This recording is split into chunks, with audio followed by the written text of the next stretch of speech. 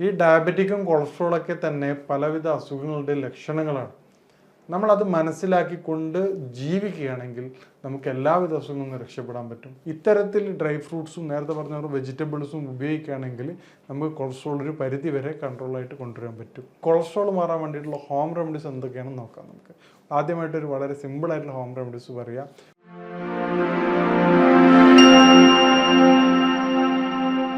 ഞാൻ ഡോക്ടർ മോഹ്സിൻ. ഇന്ന് നമ്മൾ ചർച്ച ചെയ്യാൻ പോകുന്ന ടോപ്പിക് കൊളസ്ട്രോൾ എന്ന അസുഖത്തെക്കുറിച്ചാണ്. ഇത് വളരെ സുപരിചിതമായ ഒരു ടേമാണ് കൊളസ്ട്രോൾ എന്നത്. പണ്ട് കാലത്തൊക്കെ കൊളസ്ട്രോൾ എന്ന് കേൾക്കുന്നത് പ്രായമുള്ള ആൾക്കാർക്ക് ഉണ്ടാവുന്ന ഡയബറ്റിക് കൊളസ്ട്രോൾ, BP, ആ ഒരു ടേമായിരുന്നു പണ്ടൊക്കെ ഉണ്ടായിരുന്നത്. പക്ഷേ ഇന്ന് OPയിൽ വരുന്ന യുവാക്കൾക്കടക്കം വളരെ എന്താ പറയുന്നത് കോമൺ ആയിക്കൊണ്ടിരിക്കുകയാണ് കൊളസ്ട്രോൾ. 30 വയസ്സിനുള്ളിൽ തന്നെ ഈവൻ കുട്ടികളുടെ അടക്കം കൊളസ്ട്രോൾ വളരെ കോമൺ ആയിക്കൊണ്ടിരിക്കുകയാണ്. അപ്പോൾ അതെന്താണ് അതിൻ്റെ കാരണമെന്ന് നമുക്ക് പരിശോധിക്കാം. അതുപോലെ അതിൻ്റെ പരിഹാരം എന്താണെന്നും നോക്കാം. ആദ്യമായിട്ട് ഇന്നത്തെ ഏറ്റവും പ്രധാനപ്പെട്ട വില്ലനായിക്കൊണ്ടിരിക്കുന്നത് സഡൻഡറി ലൈഫ് സ്റ്റൈൽ തന്നെയാണ്. ഇന്നത്തെ ജീവിതശൈലി, നമുക്ക് ആവശ്യമുള്ളതിനേക്കാൾ എനർജി, ഒരു ശരാശരി ഒരു മെയിലിന് ഒരു ദിവസം ആവശ്യമുള്ളത് 2000 കലോറിയാണ്. ഈ കലോറിക്ക് പുറമെ വരും ഇന്നത്തെ അവസ്ഥയിൽ ഫിസിക്കൽ വർക്ക് കുറവുള്ള വ്യക്തികൾ നിർബന്ധമായിട്ടും അതിനനുസരിച്ചുള്ള കലോറി മാത്രമേ ഉപയോഗിക്കാൻ പാടുള്ളൂ. ഇല്ലെങ്കിൽ ഈ രൂപത്തിൽ ബോഡിയിൽ വെയിറ്റ് കൂടുകയും അത് പിന്നീട് മറ്റു പല പ്രശ്നങ്ങൾക്ക് ഒബേസിറ്റിക്ക് കാരണമാവുകയും ചെയ്യും. ഇത്തരത്തിൽ നോക്കുകയാണെങ്കിൽ കൊളസ്ട്രോളിൻ്റെ ഏറ്റവും പ്രധാനപ്പെട്ട വില്ലനാണ് നേരത്തെ പറഞ്ഞ മാതിരിയുള്ള ഒബേസിറ്റി. പിന്നീടുള്ള രണ്ടാമത്തെ ഏറ്റവും സഡൻഡറി ലൈഫ് സ്റ്റൈൽ കഴിഞ്ഞ് ഉടനെ വരുന്ന സഡൻഡറി ലൈഫ് സ്റ്റൈലിന് പറയാൻ പറ്റുന്ന ഇതാണ് ജങ്ക് ഫുഡ് ഐറ്റംസ്. ഈ ജങ്ക് ഫുഡ് ഐറ്റംസിലൊക്കെ വരുന്നത് പ്രിസർവേറ്റീവും ഓയിലുമാണ്. ഇതിൽ ഉപയോഗിക്കുന്ന ട്രാൻസ് ഫാറ്റ് ഓയിലാണ്. കാരണം അത് മാർക്കറ്റിൽ ഉപയോഗിക്കാൻ കാരണം ഇത് കൂടുതൽ കാലം കേടുകൂടാതെ നിൽക്കും. പക്ഷെ അത് ഗുരുതരമായ ആരോഗ്യ പ്രശ്നങ്ങൾക്ക് കാരണമാകും. അതാണ് ട്രൈഗ്ലിസറൈഡും ഫാറ്റ് വളരെയധികം കൂട്ടും കൊളസ്ട്രോൾ ബോഡിയിൽ. അതുപോലെ തന്നെ ബേക്കറി ഐറ്റംസിൽ ഉപയോഗിക്കുന്ന മൈദയിലൊക്കെ ഉപയോഗിക്കുന്ന പപ്സ് ഉണ്ടാക്കാനൊക്കെ കൂടുതലായിട്ട് ഉപയോഗിക്കുന്ന ഡാൽഡ ഐറ്റംസാണ്. അതുപോലെ ക്രീമിലൊക്കെ ഇതൊക്കെ ട്രാൻസ് ഫാറ്റ് കാറ്റഗറിയിലാണ്. ആഡഡ് ഷുഗറുകൾ, ഇതൊക്കെ കൊളസ്ട്രോൾ ഉണ്ടാക്കുന്ന പ്രധാനപ്പെട്ട വില്ലനാണ്. നമുക്ക് കൊളസ്ട്രോൾ ആണ് ഇപ്പം ഒരു 4 വർഷം മുമ്പ് കൊളസ്ട്രോൾ ഉള്ള പേഷ്യൻസിന് ഒരു 3 വർഷം കഴിഞ്ഞതിന് ശേഷം പിന്നീട് ചെക്ക് ചെയ്യുമ്പോൾ അവർ ഹിസ്റ്ററി എടുത്ത് നോക്കുമ്പോൾ അവർക്ക് ഡയബറ്റിക് വരികയാണ്. നമ്മൾ പ്രത്യേകിച്ച് മനസ്സിലാക്കുക കൊളസ്ട്രോൾ കൊണ്ടും ഹാർട്ട് ഡിസീസും കാർഡിയാക്കും മാത്രമേ ഉണ്ടാകുന്നതാണ് നമ്മുടെ തെറ്റിദ്ധാരണ. പക്ഷേ കൊളസ്ട്രോൾ എന്നുള്ളത് ഡയറക്റ്റ് വില്ലനാവുമ്പോൾ അത് ഡയബറ്റിക്കിനോടാണ്. ഒരു വ്യക്തിക്ക് ഡയബറ്റിക് വന്നു കഴിഞ്ഞാൽ പിന്നീട് അങ്ങോട്ട് ഓരോരോ സ്റ്റെപ്പായിട്ട് ഓരോ അസുഖങ്ങൾ വന്നുകൊണ്ടിരിക്കുകയാണ്. ഈ ഡയബറ്റിക്കും കൊളസ്ട്രോളൊക്കെ തന്നെ പലവിധ അസുഖങ്ങളുടെ ലക്ഷണങ്ങളാണ്. നമ്മളത് മനസ്സിലാക്കിക്കൊണ്ട് ജീവിക്കുകയാണെങ്കിൽ നമുക്ക് എല്ലാവിധ അസുഖങ്ങളിൽ നിന്ന് രക്ഷപ്പെടാൻ പറ്റും. മറിച്ച് ഓരോരോ അസുഖത്തെക്കുറിച്ച് ട്രീറ്റ് ചെയ്യുകയാണെങ്കിൽ അതിൻ്റെ സ്റ്റെപ്പ് ബൈ സ്റ്റെപ്പായിട്ട് ബുദ്ധിമുട്ടുകളും പ്രയാസങ്ങളും ഓരോരോ ഡിസീസിനും ട്രീറ്റ് ചെയ്യേണ്ട അവസ്ഥയിലേക്ക് വരും.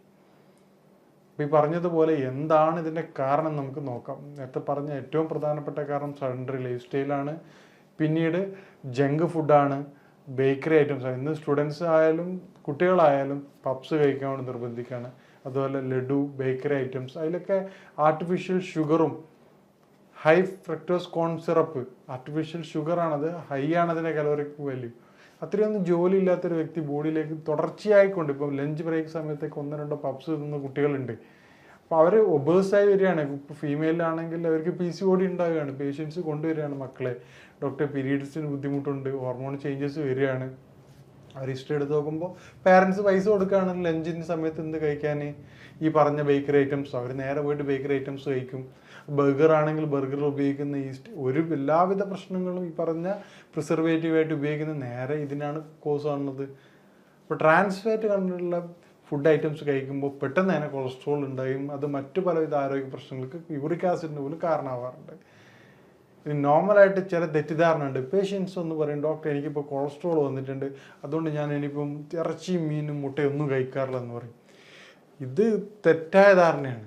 എന്താണ് കൊളസ്ട്രോൾ നമ്മൾ മനസ്സിലാക്കേണ്ടതുണ്ട്. കൊളസ്ട്രോൾ എന്ന് പറഞ്ഞാൽ കേവലം ഇറച്ചിയുടെയും മീനിൻ്റെയും നേരിട്ടുള്ള ഇറച്ചി മത്സ്യത്തിൻ്റെ പേരല്ല കൊളസ്ട്രോൾ. നിങ്ങൾ വെജിറ്റേറിയൻ ആണെങ്കിൽ പോലും നിങ്ങൾ കോളിഫ്ലവർ ഫ്രൈ ചെയ്താണ് കഴിക്കുന്നതെങ്കിൽ അത് കൊളസ്ട്രോളായി മാറുകയാണ്. നിങ്ങളതിൽ ഫാറ്റ് ഓയിൽ ഉപയോഗിക്കുമ്പോൾ മാത്രമേ അത് കൊളസ്ട്രോളായിട്ട് മാറുന്നുള്ളൂ. അല്ലാതെ ഇറച്ചിയും മീനും മുട്ടയൊക്കെ പ്യുവർലി പ്രോട്ടീനാണ്. മുട്ടയുടെ മഞ്ഞക്കുരു മാത്രമാണ് കൊളസ്ട്രോൾ ആവുന്നുള്ളൂ. അപ്പോൾ ഈ പറഞ്ഞ രൂപത്തിൽ തെറ്റിദ്ധാര രൂപത്തിൽ ഈ പറഞ്ഞ ഇറച്ചി ഫ്രൈ ആക്കാതെ ഓയിൽ ഉപയോഗിക്കാതെ നിങ്ങൾ കറി വെച്ച് നിർബന്ധമായിട്ട് നിങ്ങൾ കഴിക്കേണ്ടതാണ്.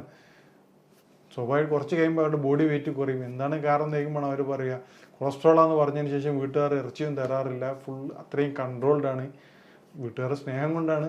പക്ഷേ ഇത് തെറ്റായ രൂപമാണ്.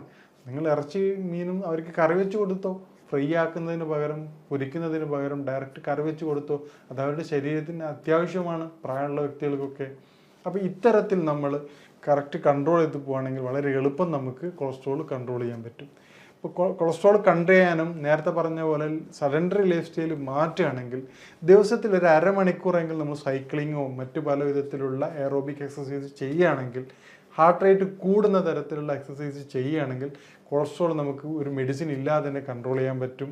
കൊളസ്ട്രോൾ കുറക്കാൻ സഹായിക്കുന്ന ചില ഭക്ഷണ പദാർത്ഥങ്ങൾ നിർബന്ധമായിട്ടും കൊളസ്ട്രോൾ വന്ന വ്യക്തികൾ അവരുടെ ജീവിതത്തിൽ ഉൾപ്പെടുത്തേണ്ടതാണ്. അതിൽ ഏറ്റവും പ്രധാനമാണ് വെളുത്തുള്ളി. അത് അവരുടെ ഭക്ഷണ പദാർത്ഥം നിർബന്ധമായി ഉൾപ്പെടുത്തേണ്ടതാണ്. കൊളസ്ട്രോൾ വന്ന വ്യക്തി ഒരു ദിവസത്തിൽ ഒരു നേരമെങ്കിലും നിർബന്ധമായിട്ടും ലീഫ് ഐറ്റംസ് ഉള്ള വെജിറ്റബിൾസ് കഴിക്കേണ്ടതാണ്. സലാഡ് ഉച്ചക്കത്തെ ഭക്ഷണത്തിലും ഉൾപ്പെടുത്തേണ്ടതാണ്. പിന്നെ ഡെയിലി ഒരു 5 ആൽമണ്ട്, അതായത് 5 ബദാം രാവിലെയും 5 ബദാം രാത്രിയും കഴിക്കേണ്ടതാണ്. അതുപോലെ തന്നെ വാൾനട്ട് 2 വാൾനട്ട് രാവിലെയും രാത്രിയും കഴിക്കുക. ഒരു നേരം വാൾനട്ട് കഴിക്കും, ഒരു നേരം ബദാം കഴിക്കുകയും ചെയ്യുന്നതോടെ വാൾനട്ടിൽ ഒമേഗയും അതുപോലെ തന്നെ ഹൈ റിച്ച് ആൻറ്റി ഓക്സിഡൻ്റ് ഉള്ളത് കാരണം തന്നെ കൊളസ്ട്രോൾ ലെവൽ വളരെ പെട്ടെന്ന് കുറയുന്നുണ്ട്. ഒരു 1 മന്ത് തുടർച്ചയായിട്ട് 3 വാൾനട്ട് കഴിക്കുന്ന വ്യക്തികളിൽ കൊളസ്ട്രോൾ ലെവൽ ട്രൈഗ്ലിസറൈഡ് വളരെയധികം കുറഞ്ഞതായിട്ട് പഠനങ്ങൾ സൂചിപ്പിക്കുന്നുണ്ട്. വേറൊരു പ്രധാനപ്പെട്ട കാരണം അരി ഭക്ഷണം എങ്ങനെ കൊളസ്ട്രോൾ കൂട്ടുന്നുള്ളതാണ്.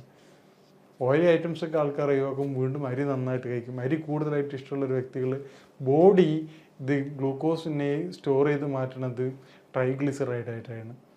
അറിയാത്തൊരു കാര്യമാണ്. അത് കൂടുതൽ പ്രശ്നങ്ങളിലേക്ക് മാറും. പേഷ്യൻസ് പറയും ഡോക്ടർ ഞാൻ അരി എണ്ണയുടെ ഒന്നും ഉപയോഗിക്കുന്നില്ല, പക്ഷേ എനിക്ക് കൊളസ്ട്രോൾ ഇങ്ങനെ ട്രൈഗ്ലിസറൈഡ് ഇങ്ങനെ കൂടിക്കൊണ്ടിരിക്കുകയാണ്. ഇതിൻ്റെ യഥാർത്ഥ വില്ലൻ അരിഭക്ഷണമാണ്. അരിഭക്ഷണം പൂർണ്ണമായിട്ടും വർജിക്കണം എന്നല്ല പറഞ്ഞു വരുന്നത്. രാത്രി അരിഭക്ഷണം അല്ലാതിരിക്കുക. ഒരു നേരം കഴിക്കുമ്പോൾ അരിഭക്ഷണം നല്ല ഏറ്റവും പ്രധാനപ്പെട്ട വൈറ്റ് റൈസാണ് ഏറ്റവും വില്ലൻ.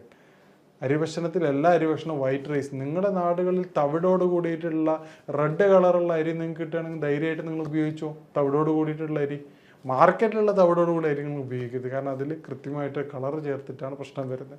അത് ഇതിനേക്കാൾ കോംപ്ലിക്കേഷൻസ് ഉണ്ടാക്കും. നിങ്ങൾക്ക് ഡയറക്റ്റായിട്ട് ഈ പറഞ്ഞ തവിടോടുകൂടി മില്ലിൽ നിന്നും അരി കിട്ടുകയാണെങ്കിൽ ഏറ്റവും പെർഫെക്റ്റ് ആണ്. നിങ്ങൾക്ക് പറഞ്ഞ ട്രൈഗ്ലിസറൈഡുകളും ഇത് മാത്രമല്ല ഡയബറ്റിക് ഇല്ലാതിരിക്കും, ഫൈബർ കണ്ടൻറ്റ് കൂടുതലാണ്, ഒരുപാട് ബെനിഫിറ്റ് ആ ഒരു ടൈപ്പ് ഓഫ് റൈസ് കൊണ്ടുണ്ട്, അരികളിലുണ്ട്. അതുകൊണ്ടാണ് പണ്ട് കാലത്ത് ഇത്രയും പ്രശ്നങ്ങളും പ്രയാസങ്ങളും ഇല്ലാതിരുന്നത്. അത് മാറി പോളിഷ്ഡ് അരി വന്നതോടുകൂടിയാണ് ഈ പറഞ്ഞ ഡയബറ്റിക്കും കൊളസ്ട്രോളും ഒക്കെ എത്തിച്ചേരുന്നത്. ഒരു വ്യക്തിക്ക് വേണ്ട കലോറിക് വാല്യൂ തീരുമാനിക്കുകയും അതിന് ശേഷം അവരുടെ ജീവിതം അനുസരിച്ച് ക്രമപ്പെടുത്തുകയാണ് ആദ്യം വേണ്ടത്.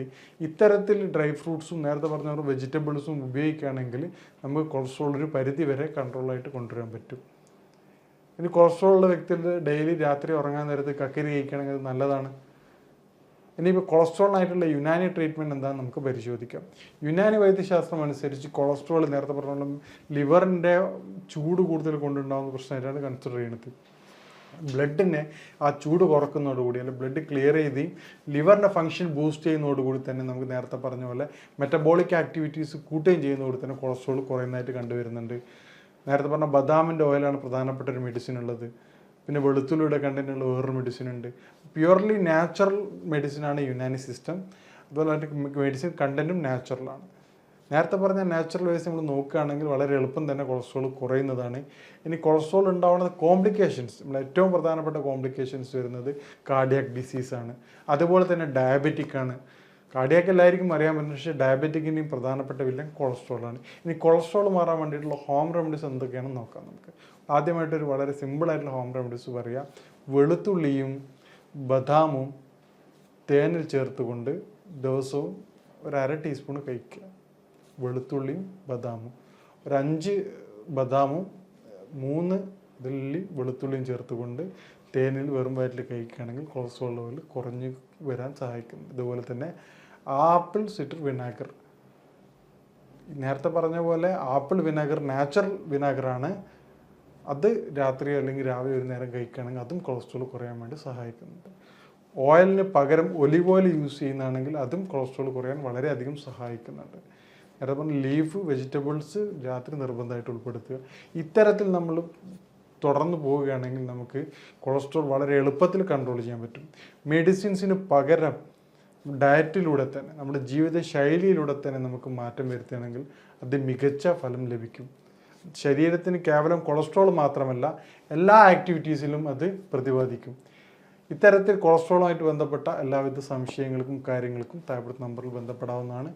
ഇതുപോലെ മറ്റൊരു വിഷയമായിട്ട് കാണാം. നന്ദി, നമസ്കാരം.